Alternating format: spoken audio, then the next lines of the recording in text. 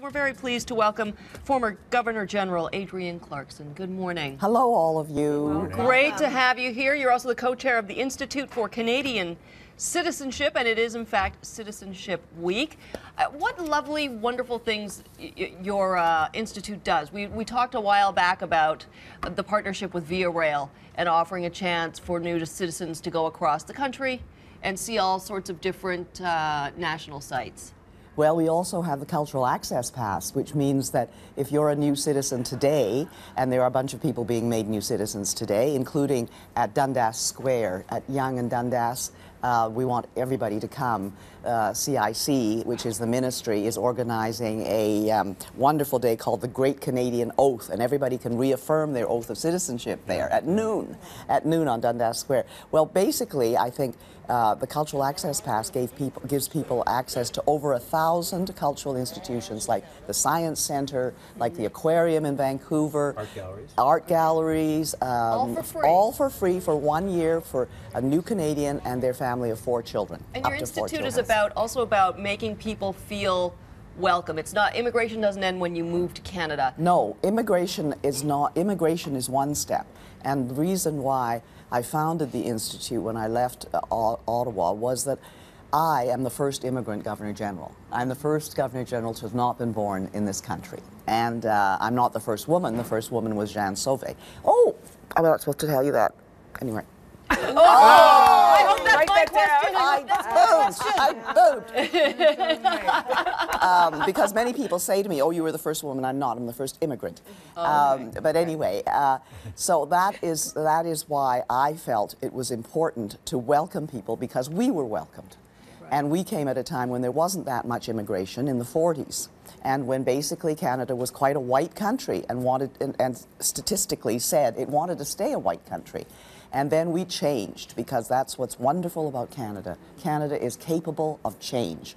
And, you know, there was all sorts of restrictive immigration. Chinese were not welcomed. Chinese men who were here, who had laundries or restaurants, who had worked on the railroad, were not allowed to bring their families. Everything was very restricted.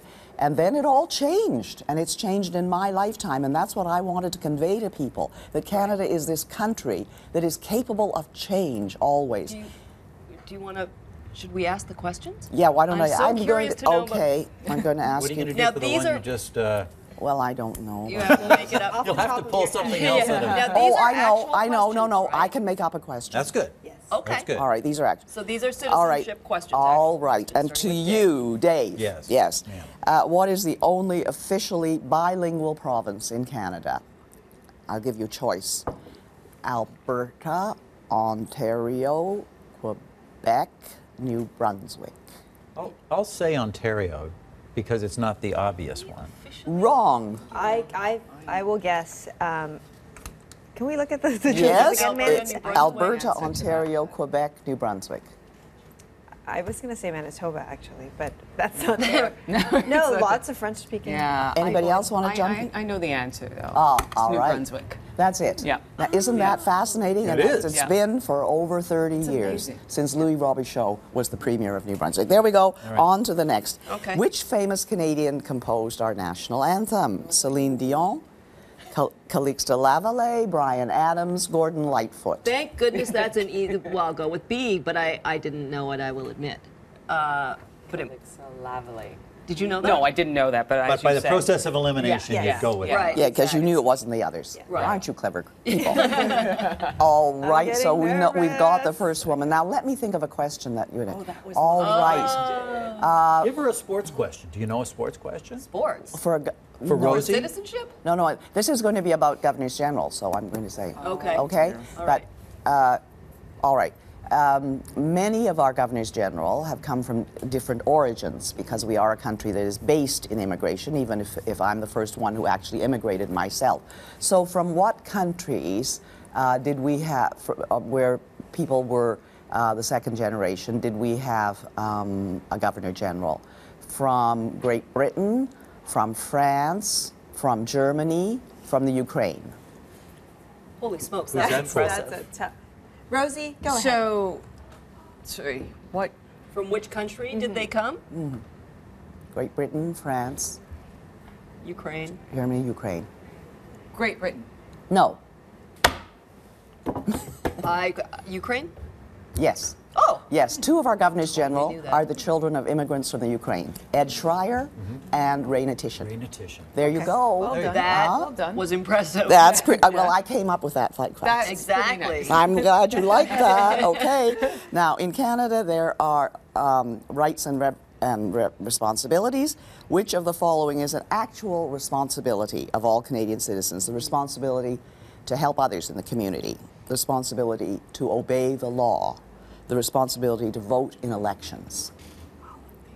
Hey, We're a team over here, Dave. are you really? Yes, we are. Yeah. D, all of the above.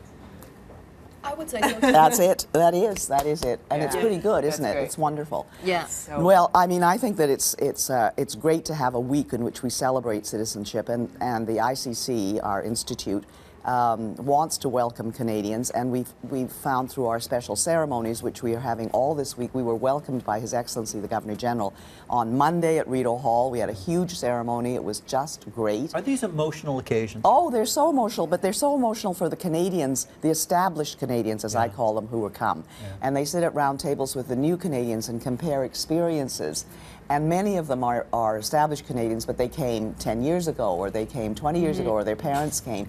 And then afterwards, they reaffirm their oath when the new citizens take their oath. And everybody tears up. Yeah. Do you I bet. remember your citizenship ceremony? Yeah, it was one of the first in 1949. That's when Canadian citizenship began. Before that, we didn't have Canadian citizenship. Right. And we were British subjects. And so Canadian citizenship, 1949, and I do remember, and I remember getting that piece of paper. Whenever I see little children, you know, some between 5 and 15 years old, I think of my brother and me going up there with my parents and getting our citizenship and being so happy Well, about that. it's a wonderful thing the way our country welcomes people, and thank you so much for being here this morning. Well, I enjoyed it, and you didn't do badly on that quiz. thank you. Not too bad, No, not too you bad. didn't do You went badly. easy on us. Former Governor General Adrienne Clarkson, also co-chair of the Institute for Canadian Citizenship. Thank you so much. It was a pleasure. Lovely to see you. 10 minutes before.